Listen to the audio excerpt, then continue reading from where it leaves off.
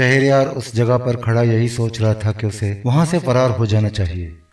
उसकी छठी हिस्स कह रही थी कि उस पर कोई नागाहानी आफत नाज़िल होने वाली है। वो सोचता ही रहा और कादम्बरी आ गई। उसने आते ही कहा, शहरयार मेरे साथ आओ। काला भुजंग भूतना शंकर राव इस वक्त गहरी नींद सो रहा है। और कादम्बरी ने शहरयार का हाथ पकड़ लिया और उसे लेकर टीले की तरफ बढ़ी। शहरयार न चाहने के बावजूद उसके साथ चल दिया। वो उसे टीले के खुफिया रास्ते से लेकर नीचे अंधे गार में आ गई। यहाँ एक जगह अंधेरे में एक मशाल जल रही थी। वहां कोई भी नहीं था। शहरयार ने सरगोशी में कहा, यहाँ तो कोई नहीं है। कादम्बरी ने भी सरगोशी में कहा, वो 7 वाली कोठड़ी में है। तुम यहीं ठहरो, मैं तुम्हारे लिए वो त्रिशूल लाती हूँ जिसकी मदद से तुम शंकर राव को हलाक करोगे। याद रखना, एक ही वार करना और त्रिशूल शंकर राव के सीने में घोंप देना। कादम्बरी ये कहकर गायब हो गई। उसके गायब होने के चंद लम्हों के बाद ही ऐसी आवाज आने लगी जैसे कोई सांड गुस्से में बिफरा चला आ रहा हो। शहरयार ने चौंक कर उस तरफ देखा जिधर से यह आवाज आ रही थी। उसके देखते ही दीवार के शिगाफ के अंधेरे में से वही करीहुल मंजर भूतना शंकर राव नमूदार हुआ। उसकी गोल गोल आंखों के डेले बाहर को निकल रहे थे, मुंह से झाग बह रहा था और चेहरा गुस्से में और ज्यादा डरावना हो गया था। उसके हाथ में त्रिशूल था। शहरयार फौरन समझ गया कि उसके साथ धोखा हुआ है और यह धोखा उसे कादम्बरी ने दिया है, क्योंकि शंकर राव के पीछे से कादम्बरी भी नमूदार हो गई। उसने बुलंद आवाज में कहा, सरदार, इस मलीच को खत्म कर दो। इसने तुम्हारे पवित्र मूर्ति के टुकड़े करके हमारी कुटुंब पर ऐसा बदनुमा दाग लगाया है कि हम अब सर उठाकर नहीं चल सकते। सरदार शंकर राव खड़खड़ाती आवाज में चीख कर बोला, कादम्बरी, मैं इस मलीच को एकदम से खत्म नहीं करूंगा। मैं इसको वो इबरतनाक सजा दूंगा कि ये सारी जिंदगी मरता रहेगा और फिर भी नहीं मरेगा। और उस मकरूह बुतने ने पूरी ताकत से हाथ में पकड़ा हुआ त्रिशूल शहरयार की तरफ फेंका। इससे पहले कि शहरयार अपना बचाव कर सकता, त्रिशूल उसके सीने से टकराया। वो यही समझा कि त्रिशूल उसके सीने के आर पार हो गया है और वो मर गया है, लेकिन उसे महसूस हुआ कि वो होश में है और जिंदा है। मगर वहां न करीहुल मंजर भूतना है और न मक्कार कादम्बरी ही है। वो एक कमरे के फर्श पर बिल्कुल सीधा लेटा है। उसके सिरहाने की तरफ लोबान सुलग रहा है। उसका जिस्म सफेद चादर में लिपटा हुआ है। उसके ऊपर फूलों के हार पड़े हैं। उसके इर्द गिर्द सफेद साड़ियों वाली औरतें सर झुकाए सोग में बैठी हैं। एक तरफ सफेद धोतियों और सफेद कुर्तों वाले आदमी सर झुकाए बैठे हैं। उनके माथों पर सिंदूर और चंदन के तिलक लगे हैं। सब खामोश हैं। किसी किसी वक्त किसी औरत की सिसकियां भरने की आवाज सुनाई दे जाती है। शहरयार ने महसूस किया कि उसका जिस्म पत्थर की तरफ बेहिस्सो हरकत है। उसकी आंखें खुली हैं मगर डेले पथराए हुए हैं।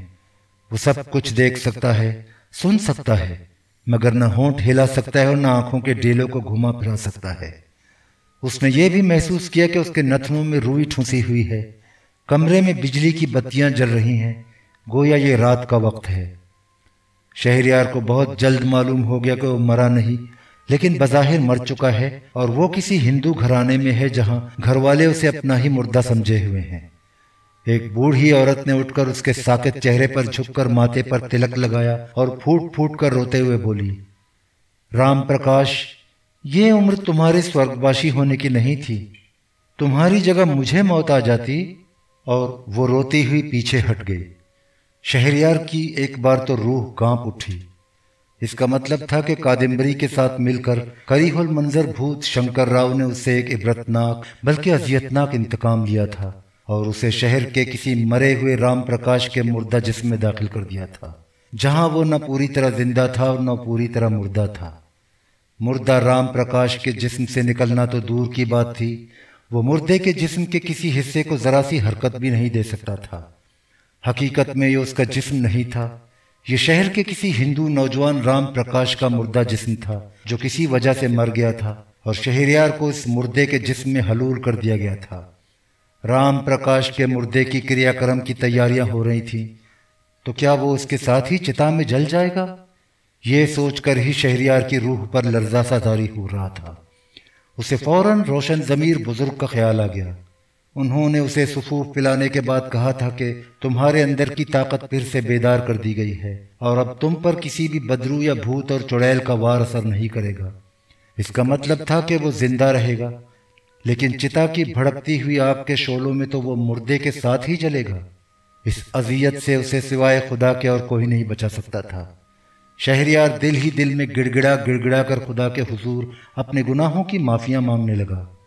اتنے میں وہاں بیٹھی سوگوار عورتیں اور سوگوار مرد آہستہ آہستہ اٹھنا شروع ہو گئے۔ مردے کو شمشان بھومی لے جا کر چتا پر جلانے کا وقت ہو گیا تھا۔ شہریار مردہ رام پرکاش کے وجود میں قید بانس کے بنے ہوئے ایک اسٹریچر پر پڑا تھا، جسے ہندو لوگ بھوپان کہتے ہیں۔ 4 آدمیوں نے رام نام ست ہے، رام نام ست ہے بولتے ہوئے مردے کا بھوپان اٹھا لیا اور اسے لے کر مکان کے باہر آ گئے۔ باہر ایک کھلی گاڑی کھڑی تھی، مردے کا بھوپان اس میں رکھ دیا گیا۔ کچھ سوگوار لوگ گاڑی میں مردے کے دائیں بائیں بیٹھ گئے اور گاڑی مرگھٹ یعنی شمشان بھومی کی طرف چل پڑی۔ ہندو مردے رام پرکاش کی آنکھیں ادھ کھلی تھیں۔ شہریار کو وہ اپنی آنکھیں محسوس ہو رہی تھیں۔ وہ آنکھیں پتھرائی ہوئی تھیں۔ ظاہر ہے مردے کی آنکھیں پتھرائی ہوئی ہی ہوتی ہیں۔ وہ اپنی آنکھوں کو دائیں بائیں حرکت نہیں دے سکتا تھا۔ شہریار چونکہ مردے کے جسم کے اندر زندہ حالت میں تھا، اس لیے گاڑی میں بھوپان کے اوپر چت لیٹا دیکھ رہا تھا۔ گاڑی شہر کی ایک سڑک پر سے گزر رہی تھی۔ سڑک کی اسٹریٹ لائٹس روشن تھیں۔ سڑک پر دونوں جانب درخت تھے۔ شہریار اوپر درختوں کی جھکی ہوئی شاخیں ہی دیکھ سکتا تھا۔ گاڑی آہستہ آہستہ جا رہی تھی۔ لگتا تھا کہ مردے کے یعنی ارتھی کے جلوس کے آگے اور پیچھے بھی گاڑیاں تھیں۔ کافی دیر تک چلتے رہنے کے بعد ارتھی کی گاڑی ایک طرف کو مڑ کر رک گئی۔ شہریار یعنی رام پرکاش کی ارتھی کو گاڑی سے اتار کر ایک جگہ رکھ دیا گیا۔ وہاں پہلے سے کچھ مہنت اور سادھو لوگ بیٹھے منتر اور اشلوک وغیرہ کا جاپ کر رہے تھے۔ فضا میں لوبان کی بوجھل بھو پھیلی ہوئی تھی۔ شہریار نے بہت کوشش کی کہ کسی طرح سے مردے کے جسم سے باہر نکل آئے، مگر وہ اپنی کوشش میں کامیاب نہ ہو سکا۔ اس نے لوگوں کی گفتگو سنی۔ اس گفتگو سے معلوم ہوا کہ چتا تیار ہے۔ کسی نے اونچی آواز میں ایک اشلوک بول کر کہا، بھوپان کو چتا پر ڈال دیا جائے، اور شہریار کی ارتھی کو 4 آدمیوں نے اٹھایا اور اسے ایک چبوترے پر لے آئے۔ وہاں بڑی بڑی سوکھی لکڑیوں کے کندے یعنی مڈھ بچھے ہوئے تھے۔ شہریار یعنی رام پرکاش کی ارتھی کو ان پر رکھ دیا گیا۔ پھر ارتھی پر چاروں طرف سے اور اوپر کی طرف سے لکڑیاں رکھی جانے لگیں۔ شہریار رام پرکاش کے مردہ جسم کے اندر پوری طرح سے زندہ تھا۔ وہ پورے ہوش و حواس میں تھا اور اپنے آپ کو پوری طرح سے زندہ محسوس کر رہا تھا۔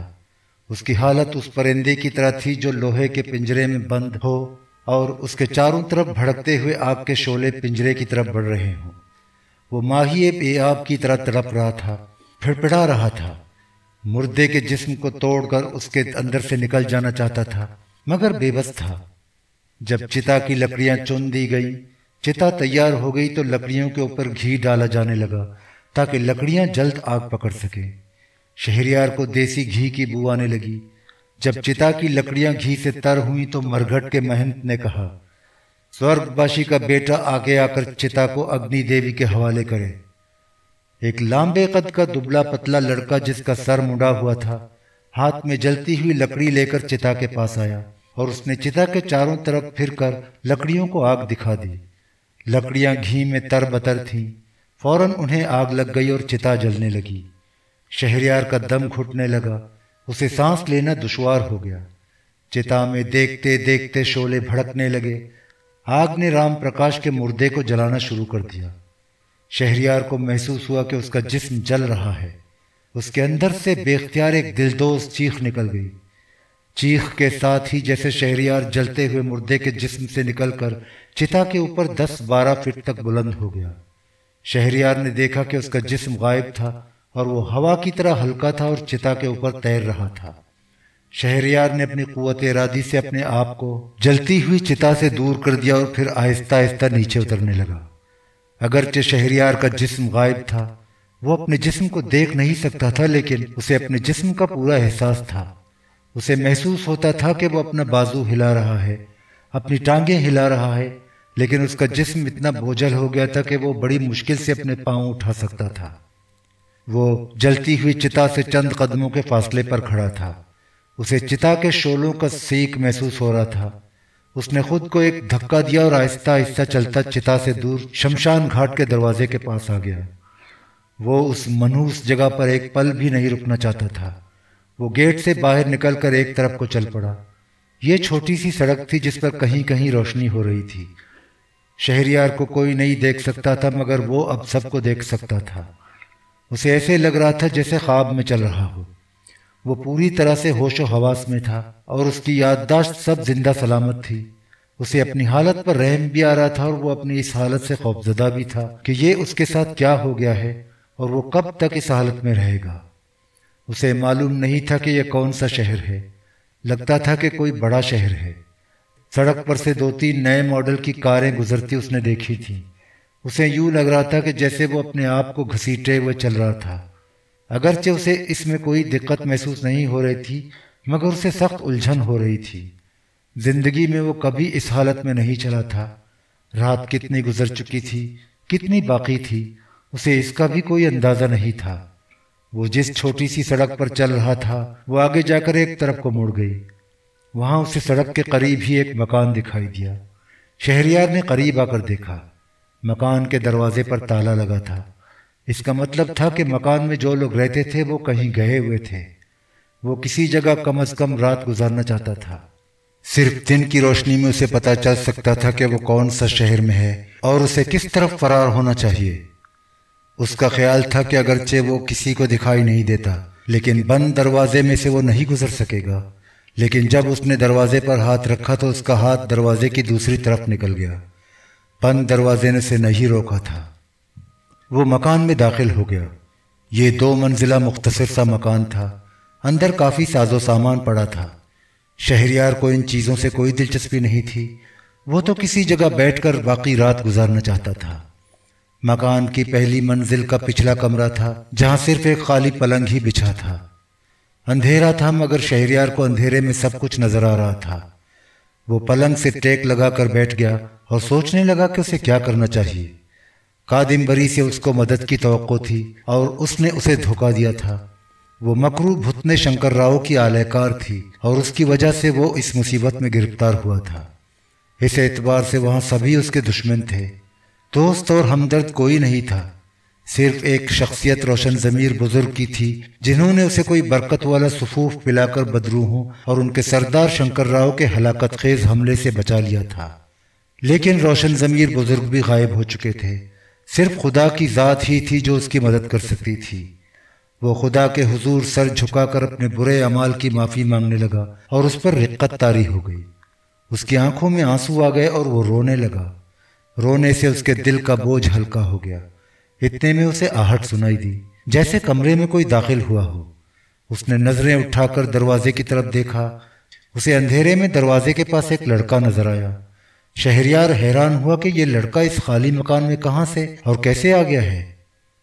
لڑکا شہریار کے نزدیک آیا تو معلوم ہوا کہ اس کی چھوٹی چھوٹی مونچھیں ہیں اور سر میں سے ایک چھوٹا سینگ نکلا ہوا ہے۔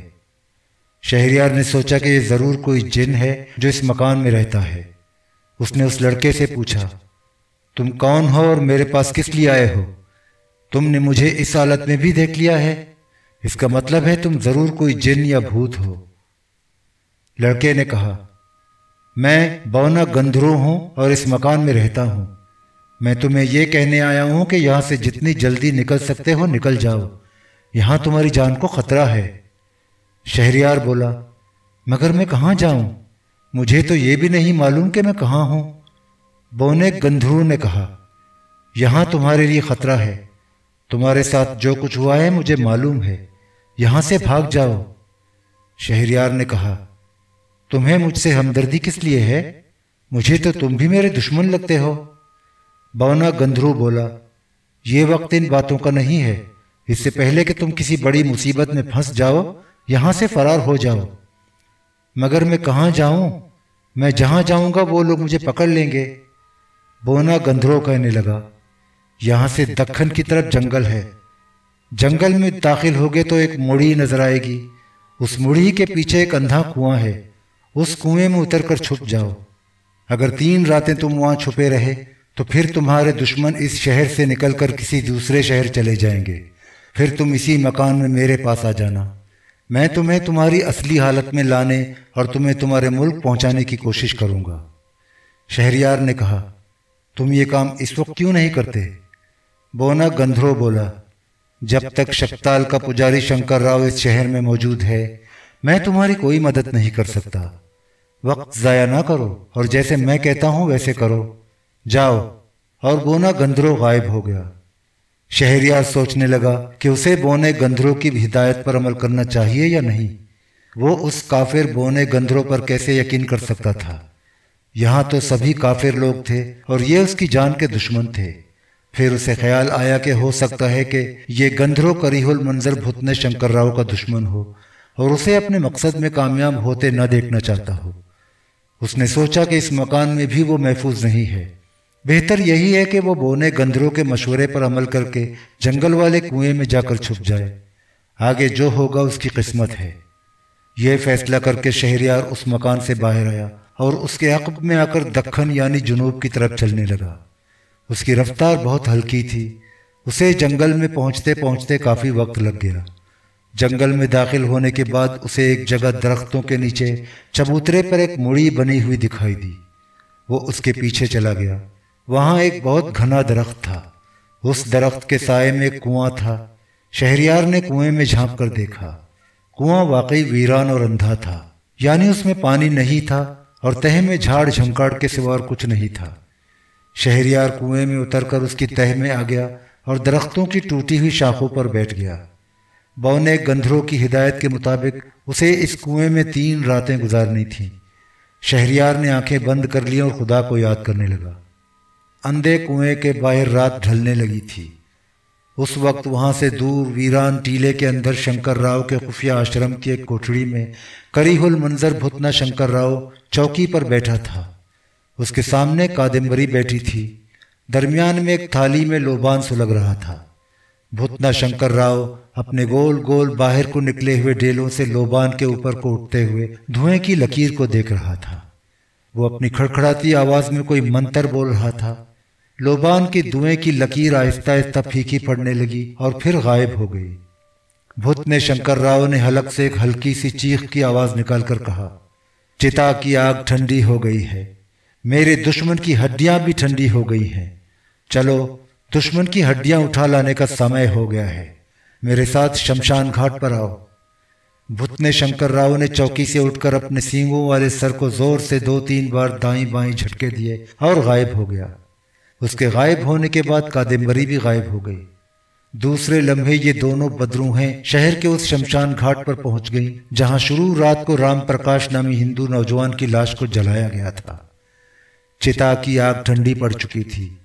شنکر راؤ چبوترے پر چڑھ گیا اور چتا کی اس جانب آ گیا جدھر مردے کا سر لکڑیوں کے اوپر ٹکایا گیا تھا۔ بھوتنے نے چھڑی سے راکھ کو کھرید کر مردے رام پرکاش کی کھوپڑی نکال کر اپنے ہاتھ میں اٹھائی اور اسے غور سے دیکھنے لگا۔ کادمبری اس کے پاس خاموش کھڑی تھی، وہ بھی مردے کی کھوپڑی کو دیکھ رہی تھی جو سیاہ پڑ چکی تھی۔ اچانک بھوتنے شنکر راؤ کے حلق سے ایک پھنکاری نکلی اور اس نے غضبناک ہو کر کہا، یہ میرے دشمن کی کھوپڑی نہیں ہے، وہ چتا میں رام پرکاش کے مردے کے ساتھ نہیں جلا، یہ کیسے ہو گیا؟ کادمبری، تم نے میرے ساتھ دھوکہ کیا ہے۔ کادمبری شنکر راؤ کے غضب کی وجہ سے کانپنے لگی، بولی، سردار یہ نہیں ہو سکتا، تمہارے دشمن منشیہ شہریار کو میں نے خود رام پرکاش کے مردے کے اندر قید کیا تھا۔ بھوتنا شنکر راؤ چیخا، پھر وہ کہاں چلا گیا؟ یہ کھوپڑی بتا رہی ہے کہ جب چتا کو آگ لگائی گئی تھی تو میرا دشمن رام پرکاش کے مردے کے اندر نہیں تھا۔ کادمبری نے کپ کپاتی ہوئی آواز میں کہا، سردار مجھے क्षमा کر دو، اس میں میرا قصور نہیں ہے۔ بھوتنے شنکر راؤ نے پھنکارتے ہوئے کہا، تو پھر کس کا دوش ہے؟ لگتا ہے کہ اس مسلمان کے اندر اس کے ایمان کی شکتی نشٹ نہیں ہوئی تھی، اسی شکتی کی وجہ سے وہ رام پرکاش کے مردے کے اندر سے نکلنے میں کامیاب ہوا ہے۔ کادمبری نے ہاتھ باندھ کر کہا، سردار میں شکتال دیوتا کی شپت کھا کر کہتی ہوں کہ میں نے اس مسلمان شہریار کے اندر سے اس کی شکتی کو نشٹ کرنے کے لیے اپنے سامنے اسے سمپورن سانپ سے ڈسوایا تھا، پھر اس کی ایمان کی شکتی نشٹ کیوں نہیں ہوئی؟ مکرو بھوتنا راؤ شنکر چیخا۔ تمہیں وشواس ہے کہ وہ سانپ ناگ دیوتا کا سمپورن سانپ ہی تھا؟ مجھے پورا وشواس ہے سردار، کادمبری نے کہا۔ وہ سمپورن سانپ ہی تھا، میں کیسے دھوکہ کھا سکتی ہوں؟ بھت نے شنکر راؤ نے رام پرکاش نامی ہندو کی کھوپڑی زور سے چتا کی راکھ میں پٹک دی۔ غصے کے عالم میں اس کے منہ سے عجیب ڈراؤنی آوازیں نکلنے لگی تھیں۔ کادمبری، تم نے میرے ساتھ دشمنی کی ہے، تم نے میرے دشمن کو بھگا دیا ہے۔ میں تمہیں 1 سپتاہ کی مہلت دیتا ہوں۔ اگر 1 سپتاہ کے بعد تم میرے دشمن کو میرے آشرم میں نہ لائیں تو میں تمہیں ہر رات قتل کروں گا اور ہر رات تمہارے جسم کے ٹکڑے ٹکڑے کر کے ناگ دیوتا کے زہریلے سانپوں کے آگے ڈال دیا کروں گا۔ جاؤ یہاں سے، دفع ہو جاؤ۔ کادمبری وہیں سر جھکا کر بیٹھ گئی۔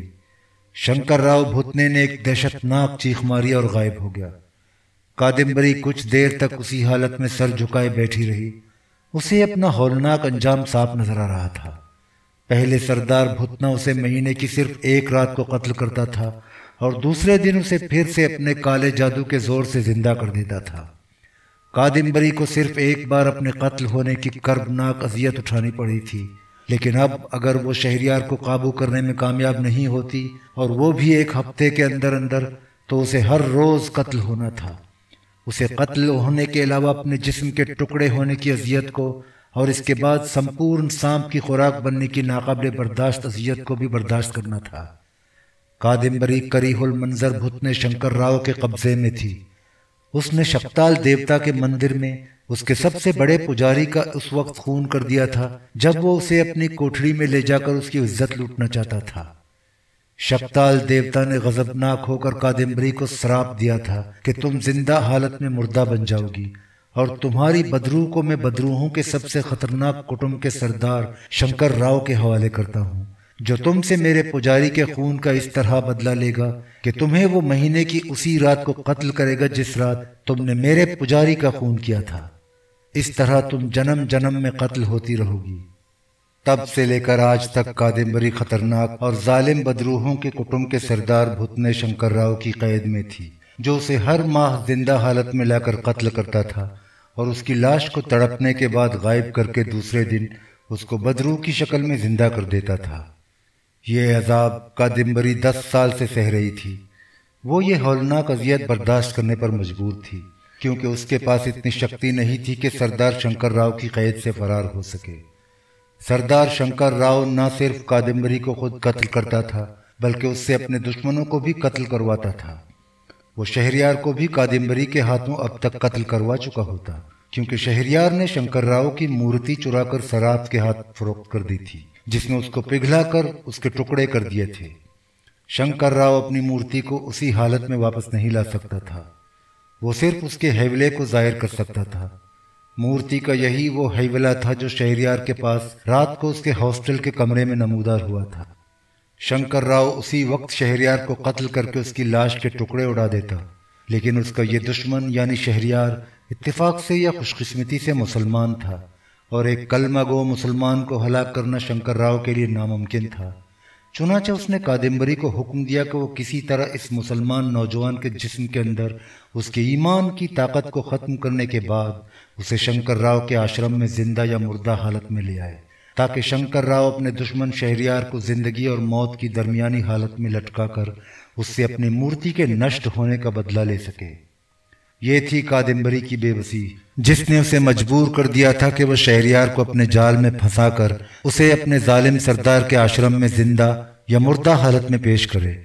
حالانکہ وہ شہریار کو اسی لمحے سے پسند کرنے لگی تھی جب اس نے جہلم کی پہاڑیوں کے آسیبی مندر میں سردار کے سامنے رقص کرتے ہوئے شہریار کو دیکھا تھا، لیکن کادمبری نے شہریار کو پسند کرنے کے جذبات کا گلا گھونٹ دیا تھا، کیونکہ وہ جانتی تھی کہ اگر اس نے شہریار کے دل میں موجود اس کی ایمانی طاقت کو گہری نیند سلا کر اسے سردار کے آشرم میں پیش نہ کیا تو اس پر جنم جنم کا عذاب پڑ جائے گا، اور وہ یہ برداشت نہیں کر سکتی تھی۔ کادمبری جلی ہوئی چتا کے پاس سر جھکائے بیٹھی یہی کچھ سوچ رہی تھی۔ حقیقت میں وہ بدروح نہیں تھی، وہ شپتال دیوتا کے مندر کی نرتکی تھی اور زندہ حالت میں تھی۔ اسے اگر زندہ حالت میں شپتال دیوتا قتل کر دیتا تو شاید اس کی نجات ہو جاتی، لیکن شکتال دیوتا نے اپنے چہیتے پجاری کے خون کا بدلہ لینے کی خاطر کادمبری کو ہلاک نہیں کیا تھا، بلکہ اسے زندہ حالت میں مردہ بنا کر اس کو بدروح میں تبدیل کر کے مکروہ بھتنے سردار شنکر راؤ کے حوالے کر دیا تھا، جو اسے ہر مہینے کی ایک رات کو زندہ حالت میں لا کر قتل کرتا اور دوسرے دن اسے دوبارہ مردہ بدروح میں تبدیل کر دیتا تھا۔ یہ تھی کادمبری کی دلی کیفیات اور جذبات کی کشمکش، جس میں وہ اس وقت بھی مبتلا تھی جب اس نے پہلی بار شہریار کو دیکھا تھا، اور اس وقت بھی اس کے جذبات کی یہی حالت تھی جب اس نے شہریار کی ایمانی طاقت کو گہری نیند سلانے کے لیے اس کو ناگ دیوتا کے سمپورن سانپ سے ڈسوایا تھا۔ افسوس کادمبری کو اس بات کا تھا کہ شہریار اس کے جذبات محبت اور اس کی ذہنی حالت سے بے خبر ہی نہیں تھا، بلکہ یقیناً اسے دھوکے باز اور مکار سمجھ رہا ہوگا، کیونکہ اس نے اسے اپنے دام محبت میں پھنسا کر دشمن شنکر راؤ کے حوالے کر دیا تھا۔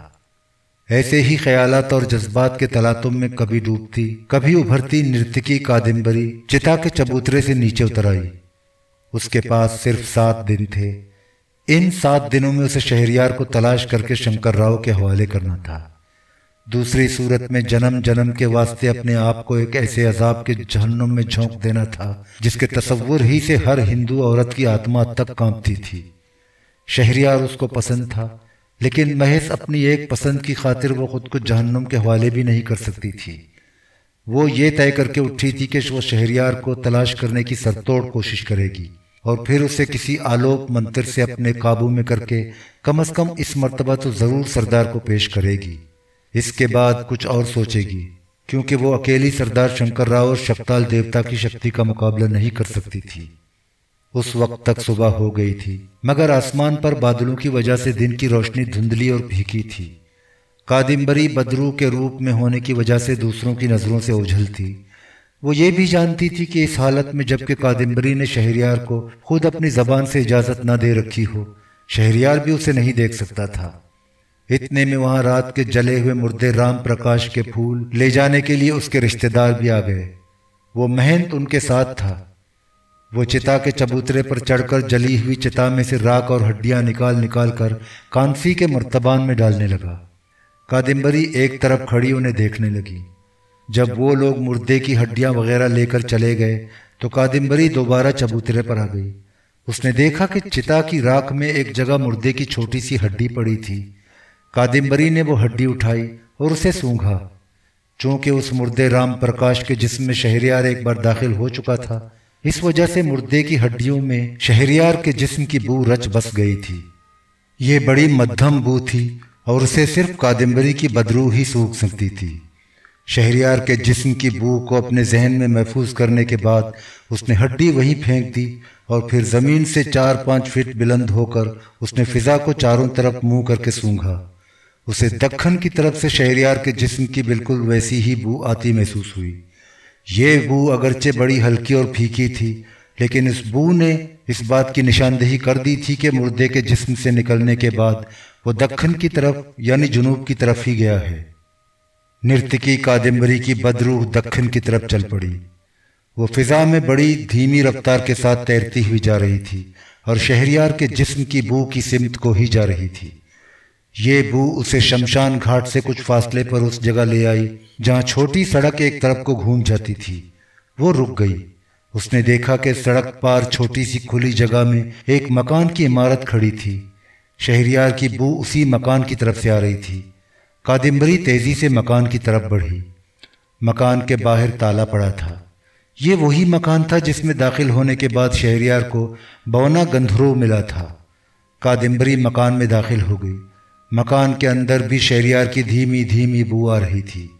اس نے مکان کے ایک ایک کمرے ایک ایک کوٹھڑی کی تلاشی لی، مگر شہریار اسے کہیں نظر نہ آیا۔ مگر بونے گندھرو نے کادمبری کو دیکھ لیا تھا۔